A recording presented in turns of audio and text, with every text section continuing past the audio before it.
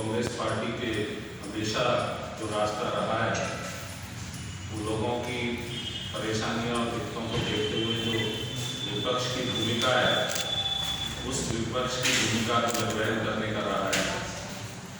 दिल्ली में multiple authority system काम करता है। दो सरकारें दिल्ली में काम कर रही हैं और वो दो सरकारें जनहित के मुद्दों पर जब भी कोई गंभीर बात आती है तो एक दूसरे पर ब्लेम गेम करके अपनी जवाबदेही और जिम्मेदारी को ना ठीक से निभा के उसको दूसरों पे डाल देते हैं, जिसको हम कह सकते हैं कि दूरा कुश्ती की तरह ये लोग एक से दूसरी तरफ बॉल को डाल देते हैं और कहते हैं हमारी जवाबदेही नहीं। लेकिन अगर हम दिल्ली जल बोर्ड की बात करें, जिसके विषय में बहुत गंभीर विषय पे हम आपसे चर्चा करने आए हैं, आज इस विषय पर इस प्रेस कॉन्फ्रेंस में हमारे कांग्रेस के बहुत ही वरिष्ठ नेता और 5 बार लगातार दिल्ली के विधानसभा के सदस्य रहे और दिल्ली जल बोर्ड के उपाध्यक्ष के रूप में जिन्होंने कई साल काम किया है, माननीय श्री चौधरी मतीन अहमद साहब यहाँ हैं और दूसरी तरफ हमारे साथी दिल्ली विधानसभा के सदस्य रहे और दिल्ली के ग्रामीण परिवेश से अपना पक्ष रखने वाले भाई श्री विजय लोचन जी आए और हम आपसे एक ऐसे विषय पे जिसमें दिल्ली जल बोर्ड की सीधी जिम्मेदारी और जवाबदेही बनती है, अपनी बात दिल्ली की सरकार से रखने के लिए उपस्थित हुए। विषय है कि दिल्ली का जो पानी है, जो दिल्ली का जल है वो स्वच्छ आए, जिसका वायदा 2015 के मैनिफेस्टो में और 2020 के दोनों मैनिफेस्टो में ये जो सरकार दिल्ली में काम कर रही है श्री केजरीवाल जी के नेतृत्व में, इन्होंने उसके लिए वायदा किया। आज सवाल है कि न सिर्फ दिल्ली में बल्कि देश में और दुनिया में एक वैश्विक महामारी से मानवता जूझ रही है। कोविड-19 के तहत गंभीर इन्फेक्शन का दौर चल रहा है। ऐसे समय में जब जल का स्वच्छ होना और दिल्ली के नागरिकों को स्वच्छ जल मिले, ये बहुत जरूरी है, क्योंकि जिस तरह की बीमारी दिल्ली के लोगों ने झेली है, मैं समझता हूँ देश में अगर सबसे ज़्यादा किसी एक शहर में या छोटे राज्य ने कुछ झेला है तो वो दिल्ली के लोगों ने 10,500 से ज़्यादा लोग अपनी जान कोविड-19 में गंवा चुके हैं। वो अलग विषय है कि किस किस की क्या जवाबदेही है, किस तरह का इंफ्रास्ट्रक्चर हेल्थ सेक्टर में रहा, कितना काम हेल्थ सेक्टर में जो सरकार को करना चाहिए था दोनों को करा नहीं करा, वो आप उनसे ज़्यादा बेहतर कर। लेकिन विषय है कि पानी स्वच्छ मिले और पानी में जो सो मोटिव अगर सुप्रीम कोर्ट ने लिया और सुप्रीम कोर्ट ये चिंता व्यक्त करता है कि दिल्ली में जो अमोनिया का स्तर है वो मानक पैमानों से बहुत ज़्यादा है। अगर हमारे जो सोर्सेज से जो पानी आ रहा है और दिल्ली में जो अमोनिया का स्तर उसमें होना चाहिए, पीने योग्य पानी में जो अमोनिया का स्तर हमारा होना चाहिए वो 0.5 से 0.75 ppm तक होना चाहिए।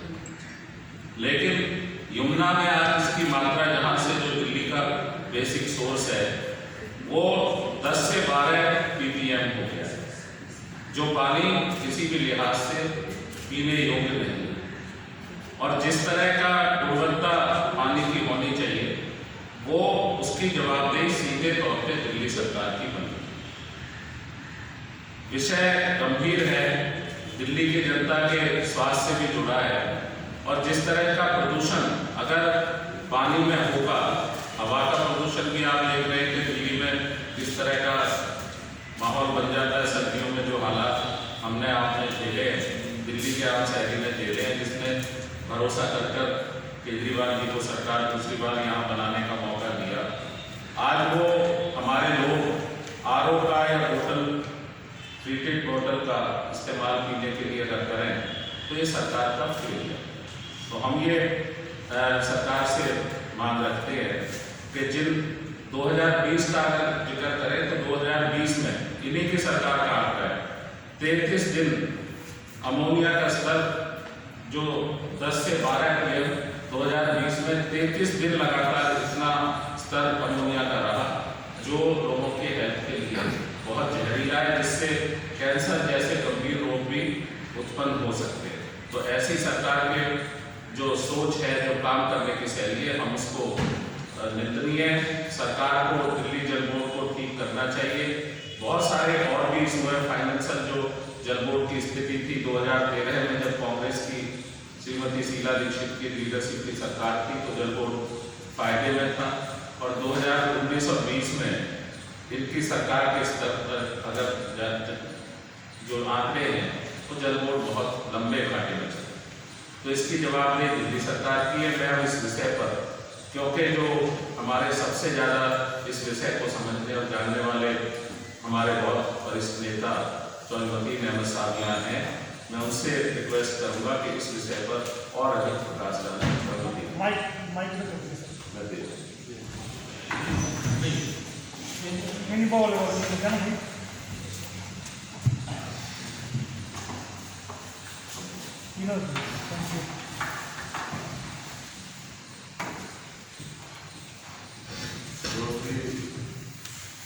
भारतवासी ने कहा कि जलपुर घाटे में है। आज साल अखबार में है 2400 करोड़ रुपए का घाटा अखबार में लिखा है। दूसरे महीने जो 2020 में चुनाव हुआ उसमें गारंटी कार्ड में यमुना को साफ करने का उन्होंने वादा किया। यमुना सफाई के लिए उन्होंने अभी तक कोई काम नहीं किया। ठीक है कि हरियाणा से पानी आता है, उसमें अमोनिया होता है, लेकिन दिल्ली में पानी को ट्रीट करने के लिए उन्होंने कोई नई ट्रीटमेंट प्लांट नहीं लगाया। जो ड्रेन है हमारे मिर्जापुर ड्रेन है, गोरखपुर ड्रेन है, उनका इतना गंदा पानी आता है कि जिससे सारा सिस्टम फेल होता जा रहा है। यमुना जल में अमोनिया इतना अधिक जिस टेक्नोलॉजी को वाटर ट्रीटमेंट प्लांट में भविष्य में लगाए जाने की योजना है वो भी इसे ट्रीट नहीं कर सकते। जो कैपेसिटी है उसकी 4 या 5 तक जो अमोनिया होगा उसकी कैपेसिटी है, लेकिन यमुना में तो उसका स्तर 12 तक पहुंच गया। तो उस टेक्नोलॉजी को उन्हें बढ़ाना चाहिए, कम से कम 12-15 तक को ले जाना चाहिए, क्योंकि आगे भी अमोनिया कम होने की जो संभावना नहीं है बल्कि और बढ़ने की उम्मीद है। वजीराबाद ओखला के बीच यमुना 75% प्रदूषित होती है। ऑक्सीजन की कमी है, कोई मछली दिल्ली के एरिया में जिंदा नहीं रह पाती। पानी में ऑक्सीजन अगर नहीं है तो पानी को अच्छा नहीं कहा जा सकता। जैसे मैंने पहले कहा था, यमुना के कुल प्रदूषित तत्वों में 96% योगदान नालों का है, और नाले उनमें ज़्यादातर हमारे दिल्ली के हैं। नवंबर 2020 में CPCB ने 22 ड्रेन का मॉनिटरिंग किया, जिसमें से 14 अनटेप्ड पाए गए। सब ड्रेन के 140 MGD जलमल अभी भी इंसेक्ट नहीं हो रहा। दिल्ली में 744 MGD सीवरेज उत्पन्न होता है, जबकि आज 500 MGD सीवरेज ट्रीट होते हैं, बाकी बिना ट्रीट के पानी यमुना में जाता है। 7 वर्षों के दौरान STP की क्षमता को बढ़ाने की दिशा में कोई काम दिल्ली सरकार ने नहीं किया। और जल जो है सबसे महत्वपूर्ण है हमारे जीवन के लिए, बिना जल के जीवन नहीं है। और अगर वाटर गंदा है, उसमें अमोनिया है या और गंदगी है, सीवरेज का पानी उसमें मिला है, तो वो बीमारियों को बढ़ावा देता है। तो दिल्ली सरकार को जितना उसका काम करना चाहिए था उसमें कोई काम नहीं किया और निर्भरता निरुष्ट को रखा है। अभी भारद्वाज जी आगे। थैंक यू चौधरी साहब।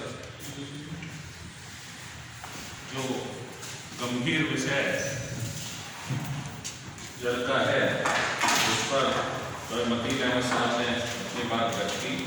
अब मैं अनुरोध करूँगा श्री विजय लोचन जी से, जो हमारे दिल्ली देहात से बहुत प्रमुख नेता हैं और दिल्ली की विधानसभा के कई बार सदस्य रहे हैं, वो भी इस पर अपना प्रकाश डालें। साथियों, सारी बातें अनिल भारद्वाज जी ने और मतीन चौधरी ने बता दी। मैं क्योंकि अनिल जी ने कहा कि ग्रामीण क्षेत्र सबसे बड़ा गंदगी का ढांचा से जो नाला नजरगढ़ नाले आता है उसमें सबसे ज़्यादा गंदगी। हमारे समय में शीला दीक्षित जी ने एक प्रपोजल बनाया था कि ढांचा से आगे जब शुरू होता है तो सबसे पहले द्वारका की सबसे बड़ी कॉलोनी आती है और उसमें पास किया था कि यहाँ से आगे बढ़ने के बजाय जिस तरीके से नई दिल्ली के सारे एरिया में आप जाते हो सीवरेज पानी से पार्कों में और कोठियों में पानी दिया जाता है।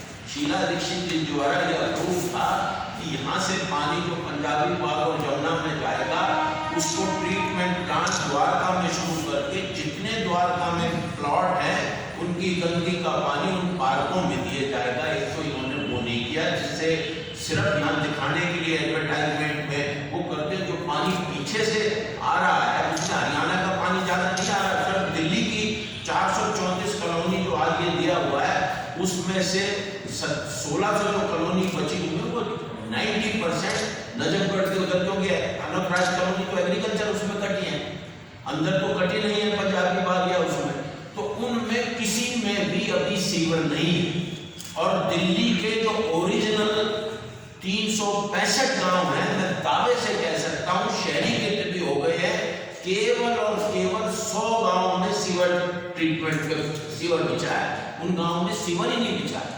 तो ये जो कागजी में उद्घाटन करके जो कर रहे हैं ये सब झूठ है और इसकी सारी रिस्पॉन्सिबिलिटी श्रीमान केजरीवाल जी की है, क्योंकि जल बोर्ड सीधा सीधा उनसे आता है और सुप्रीम कोर्ट ने भी कहा है और आज भी फैसला भी आएगा आ जाएगा, लेकिन सिंपल ये कहा है कि तुम सारी झूठ बोल रहे हो, गलत गाली दे रहे हो, आपने पर्यावरण पे कुछ नहीं किया।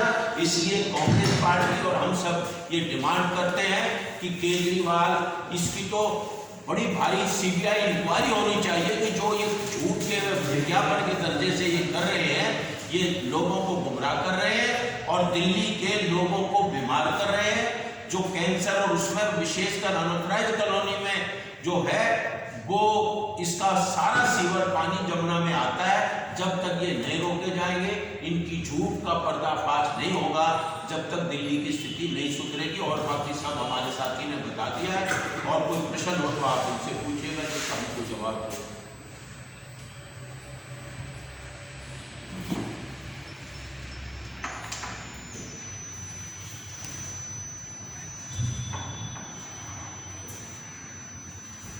दिल्ली की जमुना जो दिल्ली के पानी का सबसे बड़ा स्रोत है, उसको साफ रखने के लिए जो योजना थी 1993 से जो दिल्ली की यमुना सफाई योजना चल रही थी, उसको क्रियान्वित करने में 1998 से और 2013 तक कांग्रेस की सरकार यहाँ रही। हमने उस पर बहुत कुछ काम किया, लेकिन जो उसका तीसरा फेज है जिसकी जिम्मेदारी आप पार्टी की सरकार की, श्री केजरीवाल जी की सरकार थी, उस पर दिल्ली में उस स्तर पर कोई बेहतरीन काम नहीं हुआ। आज भी कोर्ट में उन्होंने समय मांगा और मैं समझता हूं कि जो फैक्ट्स दिल्ली की जनता को जब चुनाव लड़ते हुए आप देते हैं तो उनको वायदा तो आप बहुत बड़े बड़े करते हैं, लेकिन दिल्ली की जनता जब वो वायदे पूरे नहीं होते अपने आप को ठगा हुआ छला हुआ महसूस करते। 15 साल जो कांग्रेस की सरकार यहाँ रही, हमें जब दिल्ली में जल बोर्ड को काम करना शुरू किया तो 284 एमजीबी का जो सीवेज ट्रीटमेंट प्लांट की क्षमता थी वो 284 एमजीबी, और जब 2013 में हमने सीवरेज ट्रीटमेंट प्लांट का जो अवलोकन किया तो दिल्ली में 545 एमजीबी जो सीवरेज ट्रीटमेंट प्लांट काम करता था। आज वो क्षमता उसको बढ़ना चाहिए था। वो जो सीवरेज ट्रीटमेंट प्लांट पर काम करने की बात है वो क्योंकि अभी जब चौधरी साहब कह रहे थे कि एसटीपी पर जो हमारी इंडस्ट्रियल सॉलिड वेस्ट है जो जमुना में, वो कचरा जो छोटे छोटे उद्योगों से या घरों से निकलकर जो जमुना में, चाहे वो नजफगढ़ ट्रेन के माध्यम से जाता हो, दिल्ली की और 20-22 बड़ी ट्रेनों के माध्यम से जमुना में जाता हो, उसको ट्रीट करके पहुंचाने की जो जिम्मेदारी थी उस पर काम नहीं हुआ। इसलिए आज भी जो अमोनिया का स्तर है जिसके लिए हम जिम्मेदार को सरकार कह देती है ये पानी हरियाणा से आ रहा है, ब्लेम गेम जो इस सरकार का सबसे बड़ा रास्ता रहा है। हम सीधे तौर पे ये कहना चाहते हैं कि जल बोर्ड का जो आपका काम रहा है वो फेलियर रहा है। जल बोर्ड बड़े घाटे की ओर बढ़ा है। जब आपने दिल्ली में सरकार की जिम्मेदारी ली थी तो आपने कहा था कि बहुत माफिया यहाँ जल बोर्ड में काम कर रहा है, तो आज उस माफिया पे क्या हुआ? आप कितने घरों तक आप पानी सच पहुंचा पाए? क्या आपकी सरकार जो रिसेंट नई कॉलोनियों के लिए जिनको आपने ऑथराइज करने के लिए बात हुई है, उन अनऑथराइज रेगुलराइज कॉलोनी में सीवरेज के लिए तो आप चले जाते हैं, लेकिन वो सीवरेज का जो कचरा है वो जाएगा कहाँ? वो नालों के थ्रू यमुना में जाएगा। क्या आपने उस पर कोई पॉलिसी, सीवरेज ट्रीटमेंट प्लांट की पॉलिसी वहाँ कोई तय की है? क्या आपने कोई क्षमता सीवरेज ट्रीटमेंट प्लांट की बढ़ाई है तब से? ये एक बहुत बड़ा सवाल है और आज ये सवाल इसलिए बहुत गंभीर है कि कोर्ट को इस पर सुमोटिव लेके बात रखनी पड़ रही है, कोर्ट को अपनी चिंता जारी करनी पड़ रही है। तो ऐसी सरकार जो चुनाव में तो बड़े बड़े वायदे करती है, लेकिन चुनाव के बाद वो जनहित और जन कल्याण के विषयों पर वो कहीं ना कहीं ब्लेम गेम कर रही है। हम उनसे डिमांड करते हैं कि जो यमुना ट्रीटमेंट का जो काम चल रहा है, वो 3rd फेज का जो काम है वो बिल्कुल रुका हुआ है। इसको भी कहीं ना कहीं उनको आगे बढ़ाना चाहिए और दिल्ली के जो सीवरेज ट्रीटमेंट प्लांट है उनको पूरी क्षमता में लाने के लिए काम करें। Thank you.